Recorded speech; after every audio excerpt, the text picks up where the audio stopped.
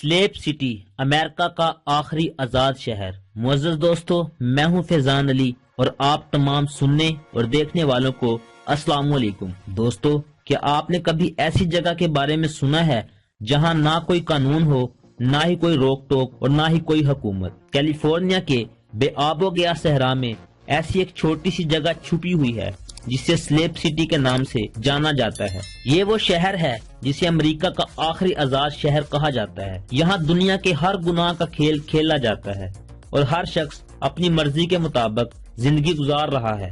آپ جہاں دیکھیں وہاں کچھ ایسا نظر آئے گا جو شاید آپ نے کبھی تصور بھی نہ کیا ہوگا۔ مگر سوال یہ ہے کہ یہ شہر حقیقت میں کیسے وجود میں آیا اور اسے گناہوں کا شہر کیوں کہا جاتا ہے؟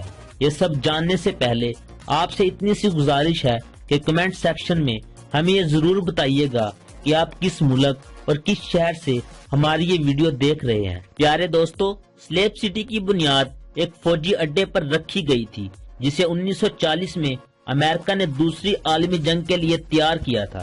اس کا نام کیمپ ڈین لاک تھا اور یہ کیلیفورنیا کے سخت صحرا میں ایک عام فوجی تربیتی پیس تھا جہاں امریکی فوجی جنگ کے لیے تیار ہو رہے تھے۔ اس اڈے کا مقصد ملٹری کی ٹریننگ دینا تھا اور یہاں آ کر ہزاروں سپاہی ٹریننگ حاصل کرتے تھے تاکہ وہ جنگ میں کامیابی حاصل کر سکیں۔ لیکن جیسے ہی جنگ کا خاتمہ ہوا، کیمپ ڈین لاک کی اہمیت بھی ختم ہو گئی۔ 1956 میں امریکی فوج نے یہ فیصلہ کیا کہ اب یہ اڈا مزید استعمال میں نہیں آئے گا اور اسے ختم کرنے کی کارروائیاں شروع کر دی گئیں۔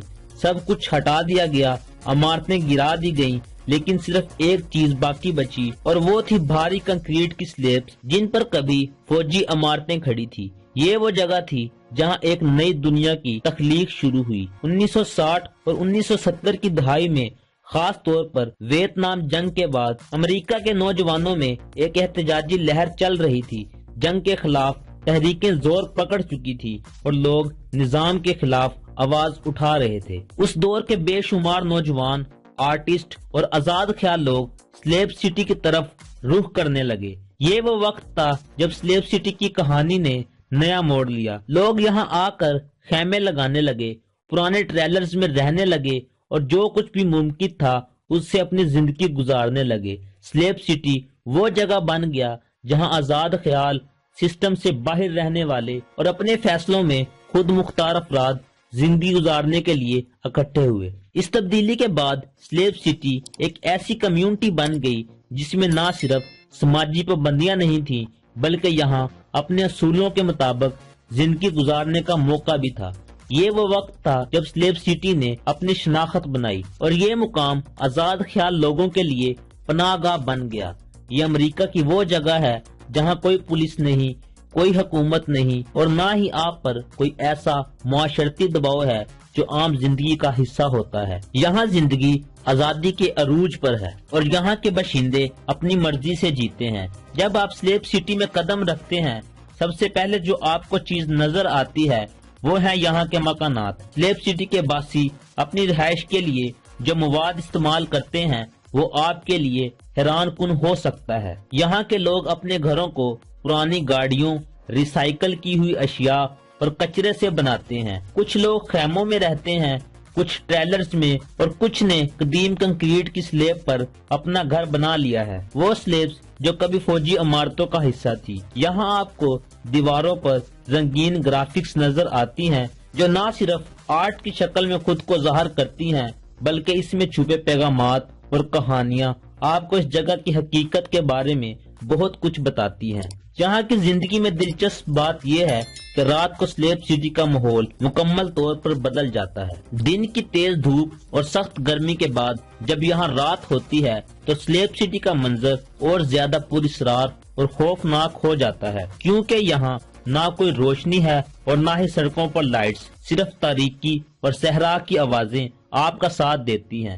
گلیوں میں سناٹا ہوتا ہے اور سلیپ سٹی کا پورا منظر بہت ہی عجیب نظر آتا ہے۔ لیکن یہ بھی سچ ہے کہ یہ وہ لمحہ ہوتا ہے جب سلیپ سٹی کے باسی خود کو زیادہ آزاد سمجھتے ہیں۔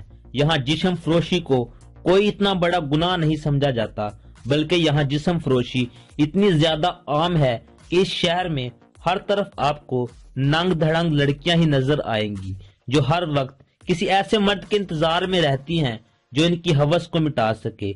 इसके अलावा इस शहर में जिनसी गुड़ियों से भरे काबा खाने खोले जा रहे हैं, जहां ग्राहकों की तस्कीन के लिए जिनसी गुड़ियां पेश की जा रही हैं। इसके अलावा इस शहर में कुंवारी लड़कियों की मंडी लगती है, जहां उन लड़कियों की सरेआम खरीदो फरोख्त होती है। किसी जमाने में ये शहर सिर्फ मंशियात जुए के धंधों की वजह से बदनाम था, अब खैर से जिस्म फरोशी के कानूनी कारोबार की वजह से भी मशहूर हो रहा है। यहाँ बहुत सी जिस्म फरोश खवातीन ने न सिर्फ अपनी वेबसाइट बनाई हुई है, बल्कि उसकी मुख्तलिफ तरीकों से तशहीर भी करती हैं, और आम तौर पर इस तशहीर के लिए इंसानी ज़राए को इस्तेमाल किया जाता है। इस शहर में जिस्म फरोशी के लिए कानून के मुताबिक कम अज कम उम्र 18 बरस मुकर्रर की गई है, लेकिन एक मोहतात अंदाजे के मुताबिक इस शहर में इस तजारत से जुड़ी खवातीन में सबसे ज्यादा तलब 18 साल से कम उम्र की लड़कियां हैं।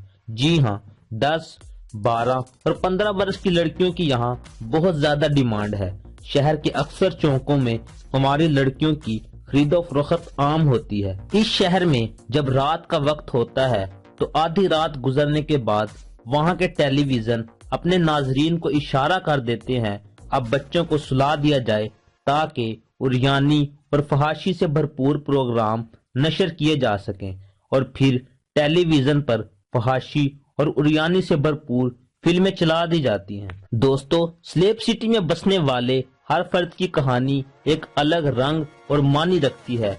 यहाँ के रिहायशी दुनिया के मुख्तलिफ हिस्सों से आकर इस बेनजीर आबादी के इलाके में अपनी जिंदगी गुजारने की कोशिश करते हैं। इस शहर को दुनिया का सबसे बड़ा अयाशी का अड्डा माना जाता है, और पूरी दुनिया में यही वो शहर है जहाँ पर छोटा बड़ा गुनाह बड़े जोश जज्बे से किया जाता है।